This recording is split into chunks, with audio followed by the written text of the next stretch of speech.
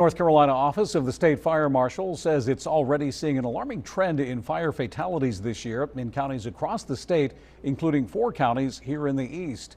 Charlene Richards spoke to fire lieutenants in both Pitt County and Beaufort County about what might be causing the rise in fire-related deaths and how to prevent them.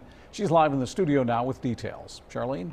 Yeah, Dave, both fire lieutenants with Grimesland's Fire Department in Pitt County and Washington's Fire Department in Beaufort County are both encouraging those at home to have a plan in case of a fire. They say this upward trend can be prevented. Deadly fires are trending upward at an alarming rate in North Carolina, according to the office of the state fire marshal. I think fires are developing at a much faster rate. They're burning a lot faster. They're burning a lot hotter now than they used to. A fire fatality report says that 159 North Carolinians lost their lives to fires in 2025, with 27 fire-related deaths already reported in 2026 as of February 17th. That includes a toddler who was killed in a house fire in Pitt County and an elderly man that was killed in an Allander house fire in Bertie County.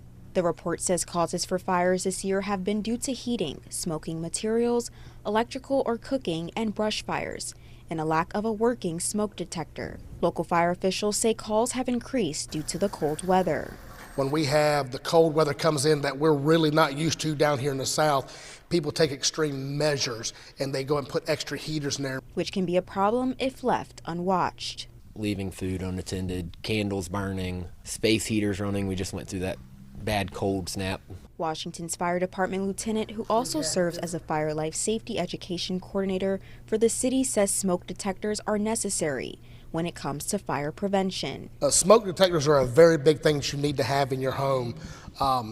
Having one around every bedroom and your main corridors, main living areas and stuff like that, always having enough to protect you and give you a quick warning to be able to get that and know that there's a fire and be able to get outside. He says having an evacuation plan is also important. But we try to keep everybody to sleep with their doors closed in their bedrooms at night. It produces a barrier there between the fire that may come in contact with your front living room, and utilizing that second window or that window in your bedroom to be able to get out as a second nature. Officials are urging residents to test smoke alarms monthly and to replace batteries or alarms immediately in the case they do not work. They also say lithium-ion batteries should not remain plugged in after the battery is already charged. Dave? All right, thanks, Charlene. And you can read the full 2025 fire fatality report on our website at WITN.com.